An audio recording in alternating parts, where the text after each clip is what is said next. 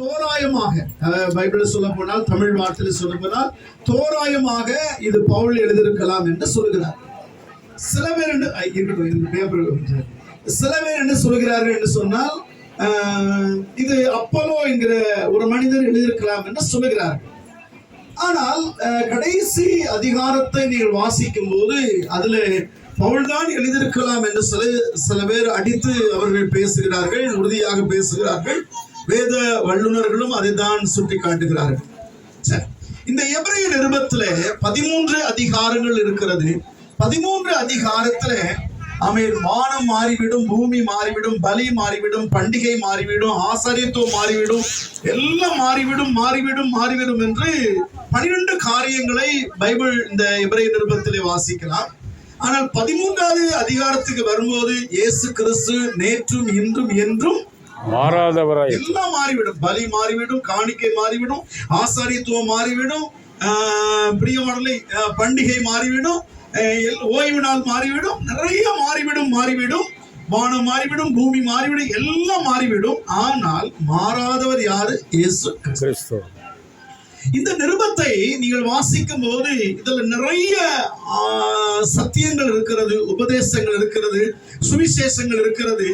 இதை பற்றி ஒரு பெரிய ஒரு பைபிள் ஸ்டடி எடுக்கலாம். பூர்வ காலங்களில் பங்காக வகை வகையாக திருவுளம் பற்றின தேவன் கடைசி காலத்திலே குமாரன் மூலமாக நமக்கு என்ன செய்கிறார்? திருவுளம் பற்றுகிறார் என்று சொல்லி இந்த எபிரேய நிருபத்தை ஆக்கியோன் அவன் சொல்லிக் கொண்டே இருக்கிறான். சரி, இந்த எபிரேய நிருபத்தை நீங்கள் வீடுகளில் போய் வாசித்து அதை ஒவ்வொரு பகுதியா நீங்கள் வாசிக்கும் போது இதுல ஏராளமான சத்தியங்கள் இருக்கிறது. நீங்கள் புரிந்து கொள்ளுங்கள். விசுவாசிகளுக்கு ஏற்ற ஆலோசனைகள், ஊழியக்காரர்களுக்கு ஏற்ற ஆலோசனைகளை இந்த எபிரேய நிருபத்திலே நாம் வாசிக்கின்றோம், தியானிக்கின்றோம். இதை பற்றி நம்ம நிறைய புத்தகங்கள் இருக்கிறது, நிறைய வியாக்கியான வசனங்கள் இருக்கிறது, நிறைய வேத வல்லுநர்கள் இதை குறித்து எழுதியிருக்கிறார்கள். அப்போ இந்த புத்தகத்துல இன்னைக்கு நான் எடுத்திருக்கிற ஒரு தலைப்பு என்ன அப்படின்னு பாத்தீங்கன்னா, 10ஆம் அதிகாரம் இந்த 35வது வசனத்தை வாசிக்கும் போது, ஆகையால் சொல்லுங்க என்னது? ஆகையால் மிகுந்த பலனுக்கு ஏதுவான தைரியத்தை விட்டு விடாதீர்கள். இன்னைக்கு நான் எடுத்திருக்கிற தலைப்பு எடுத்து, மிகுந்த பலனுக்கு ஏதுவான உங்களுடைய தைரியத்தை என்ன செய்விடான்னா விட்டு விடாது. ஊழியக்காரர்களுக்கு நான் இன்னைக்கு அன்பான ஒரு வார்த்தையை சொல்கிறேன். உங்கள் தைரியத்தை நீங்கள் என்ன செய்ய வேண்டாம் சொல்லுங்க, விட்டு விடாது. பிரியமான தேவனுடைய பிள்ளைகளை, நிறைய விஷயத்திலே நம்ம பயப்படுகிறோம், நிறைய காரியத்துல பயப்படுகிறோம்.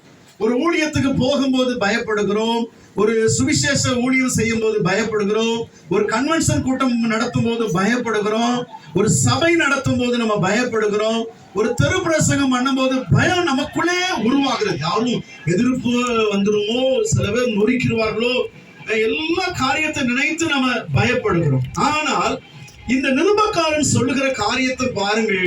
ஆமென். ஆகையால் மிகுந்த பலனுக்கு ஏதுவான உங்கள்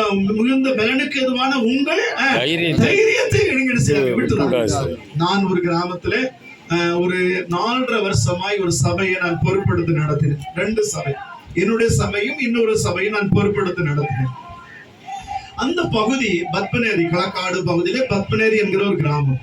அதுல நீங்க கடினமான பகுதி. அங்கேயா ஒரே ஒரு சிஸ்டர் மட்டும் ரட்சிக்கப்பட்டாங்க, பாம்பேல போய் ரட்சிக்கப்பட்டாங்க.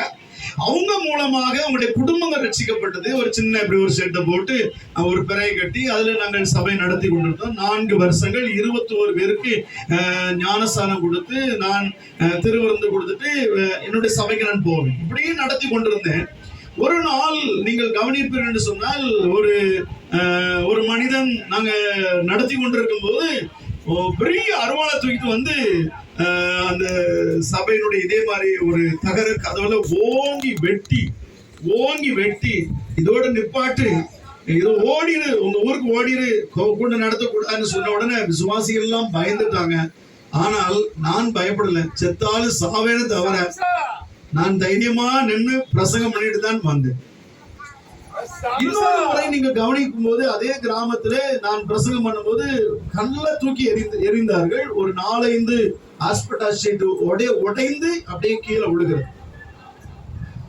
நான் இருக்கும்போது ஒரு பெரிய கன்வென்ஷன் நடத்தினேன். அந்த கன்வென்ஷன் நடத்தும்போது பாஸ்டர் குமாரதாஸ் என்கிற ஒரு தேவ மனிதர் பாம்பேலிருந்து வந்திருந்தார். அவரு வரும்போது நீங்கள் பார்ப்பீர் என்று சொன்னால் ஊர்ல இருந்து